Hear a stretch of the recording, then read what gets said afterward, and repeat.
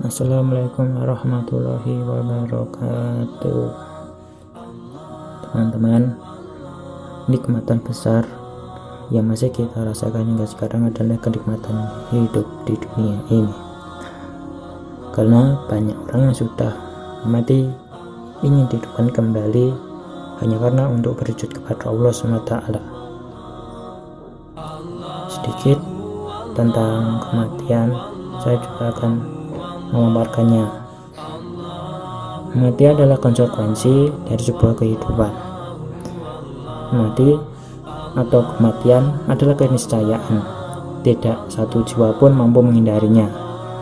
Entah itu orang biasa, ustadz, Pak Presiden, bahkan undur-undur pun juga ikut merasakan kematian.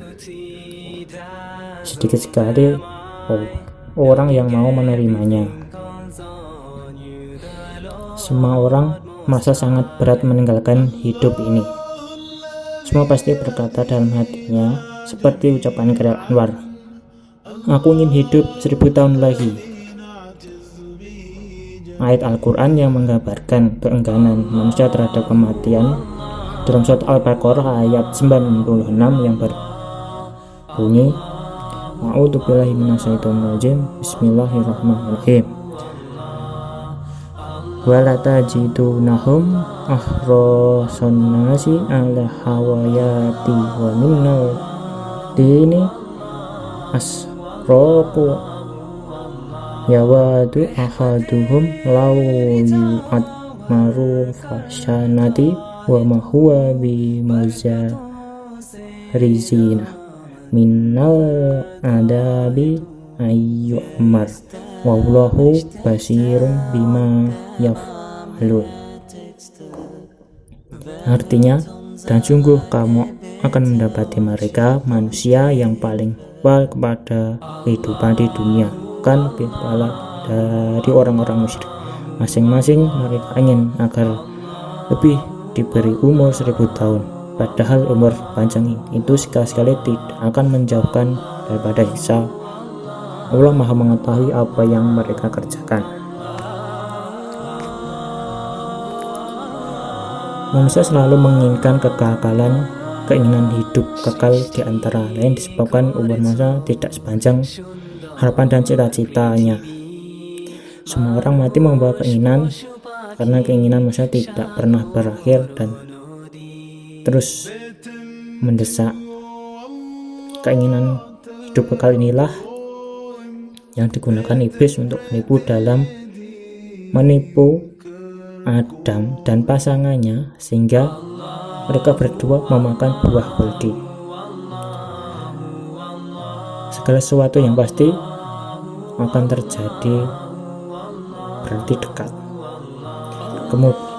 Kematian adalah suatu kepastian, maka mati adalah dekat. Bahkan lebih dekat dari kemungkinan kamu jadi orang kaya atau sarjana. Misalnya firman Allah dalam surat Al-Waqiah ayat 60, "Nahnu qaddarana bainakumul mauta wa ma nahnu bimasbuqin," yang artinya kami telah menentukan kematian di antara kamu dan sekali kamu tidak akan dapat dikalahkan. Sedikit kisah balik cerita tentang kisah bersahabat Nabi Yakub dengan malaikat maut. Suatu hari malaikat maut menemui sahabatnya tersebut. Nabi Yakub pun berkata, "Jika kamu benar-benar bersahabat denganku, maka katakanlah kebenaran kepadaku." Mendengar itu malaikat maut balik bertanya, "Apa maksudmu, sahabatku?" Nabi Yakub berkata, "Jika ajalku sudah dekat, maka jujurlah kepadaku." Beberapa tahun kemudian malaikat maut pun datang. Nabi Yakub bertanya, "Apakah kamu datang hanya sekedar pengunjung atau kedatanganmu untuk menyambut nyawaku?" Malaikat maut menjawab, "Kedatangan kali ini untuk menyambut nyawamu." Nabi Yakub terkejut, "Kenapa tidak satupun utusanmu datang kepadaku menyampaikan berita kematianku?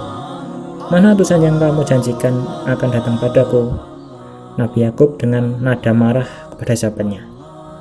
Malaikat maut pun menjawab, "Aku telah mengutusnya padamu." Nabi Yakub berkata, tidak ada satupun yang datang menemuiku. Malaikat menjawab, utusan itu telah datang kepadamu. Nabi Yakub bingung dan bertanya, bagaimana dan kapan? Malaikat lalu menjawab, utusan itu ada pada dirimu sendiri, yaitu pertama, sekarang rambutmu telah beruban padahal sebelum rambutmu hitam. Kedua, tubuhmu menjadi lemah padahal sebelumnya tubuhmu menjadi kuat. Ketiga, tubuhmu menjadi bungkuk padahal sebelumnya tubuhmu tegak. Itulah sedikit tentang tausiah Ramadan kali ini.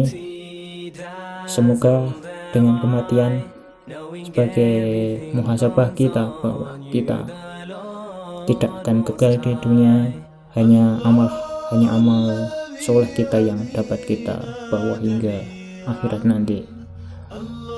Sekian,